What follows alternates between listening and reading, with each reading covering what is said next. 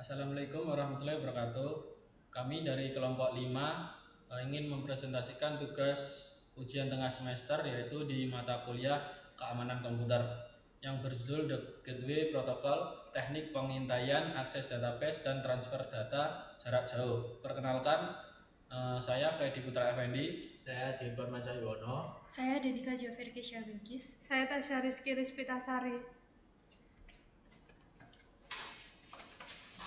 Yang pertama, tujuan praktikum. Jadi tujuan dari pengujian ini adalah untuk memastikan layanan jaringan berjalan dengan baik pada server target dan dapat diakses dari jarak jauh atau remote. Yang pertama, memastikan layanan OpenSSH berjalan pada server. Yang kedua, melakukan pemindaian atau scanning jaringan untuk mengetahui port dan layanan yang terbuka. Ketiga, menguji koneksi remote access menggunakan SSH.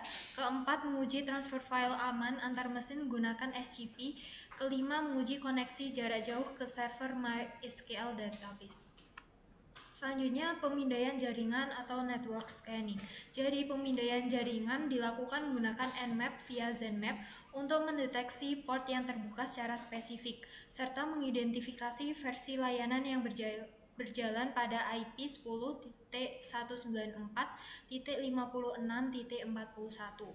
Poin utamanya, yang pertama port web 80 dan 443, layanan HTTP atau HTTPS via Apache HTTPD 2.4.54. Yang kedua, port database 3306, yaitu layanan MySQL server 8.0.30. Ketiga, port system, yaitu layanan bawaan Windows 135, 139, dan 445, dan VMware 902 dan 912 terdeteksi aktif. Oke, selanjutnya di pemindaian jaringan atau network scanning kita memakai Zenmap. Langsung saja kita praktekkan. Kita langsung memasukkan IP target atau IP yang kita pakai, yaitu 10.194.94.56. Nah, ini .41/24. Nah, setelah itu kita memakai intent scan. Kenapa tidak memakai yang lain? Karena intent scan ini lebih spesifik atau lebih meluas, walaupun menycan agak lama tapi lebih spesifik. Langsung saja kita scan.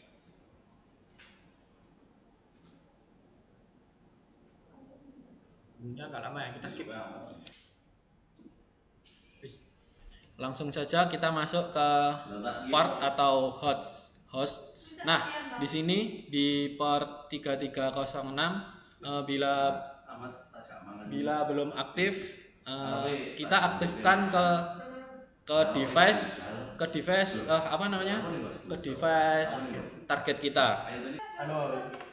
Oke, langsung saja ke pengujian remote database, yaitu di MySQL.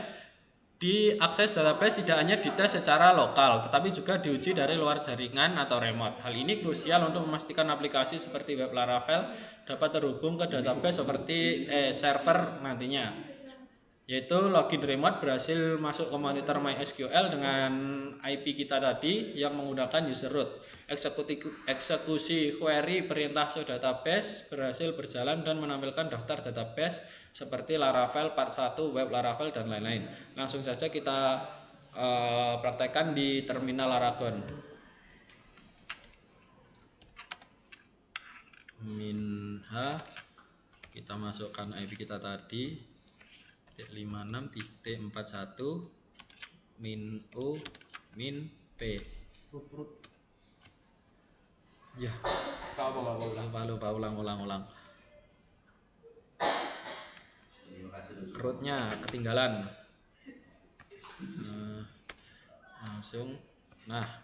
Langsung kita show databases titik koma. Nah, sudah. Sekarang lanjut ke konfigurasi layanan OpenSSH akan dijelaskan oleh teman saya, yaitu Tasya Rizky Rizpitasari. Lanjut pada konfigurasi layanan OpenSSH. Yang pertama, sebelum melakukan remote, layanan SSH dipastikan aktif pada komputer target. Kemudian berdasarkan servis pada Windows, layanan OpenSSH SSH server memiliki status running dan startup tab-nya harus manual. Seperti pada screenshotan yang di sini ini. Open SSH server, statusnya running dan startup tab-nya manual. Lanjut pada pengujian remote access SSH. Pengujian ini bertujuan membuktikan bahwa server dapat diakses dan dikendalikan dari jarak jauh secara aman menggunakan command line interface atau CLI tanpa harus berada di depan komputer server. Eksekusinya menggunakan perintah SSH Freddy 2 @10.194.56.41 dan hasilnya koneksi berhasil terbangun ditandai dengan server yang merespon dan meminta autentikasi atau password.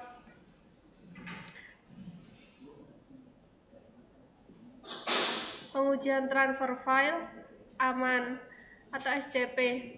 Selain untuk akses shell, protokol SSH juga dimanfaatkan untuk fitur secure copy atau SCP. Ini memastikan bahwa pengiriman dan pengambilan file antar perangkat transkripsi dan aman dari penyadapan. Skenarionya mengunduh gambar dari remote server ke perangkat lokal dan hasilnya file 00png berukuran 17 KB berhasil ditransfer dengan tingkat keberhasilan 100% dalam waktu kurang dari 1 detik. Oke, untuk selanjutnya yaitu kita mengecek apakah OpenSSH server itu di laptop target itu kita sudah hidup dengan status running. Dan untuk laptop target saya ini statusnya sudah running kayak di screenshot itu. Nah, sekarang kita itu langsung ke CMD buat login SSH-nya. CMD-nya mana ya? CMD kita ngetik from SSH Freddy 2 at IP target kita yaitu 10.194.56.41. Kenapa Freddy 2? Karena itu user target laptop kita, nama user laptop target kita. Kok salah?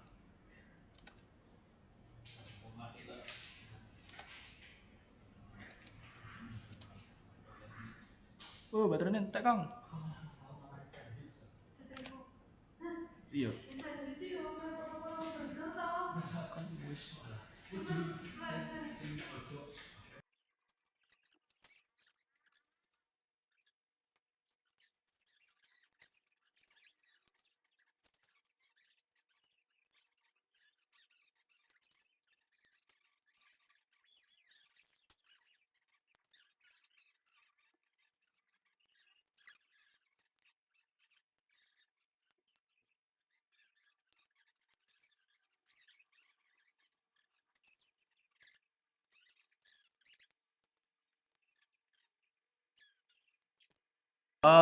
Untuk kita demonya itu saya secara screenshot saja karena ada trouble di port 22-nya tidak open di scan Zenmap-nya.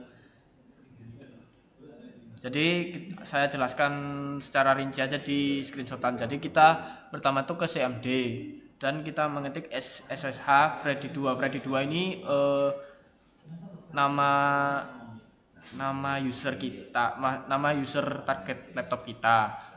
Terus add IP laptop target kita. Terus kita akan disuruh untuk memasukkan password. Nah, password ini password untuk masuk ke Windows laptop target kita.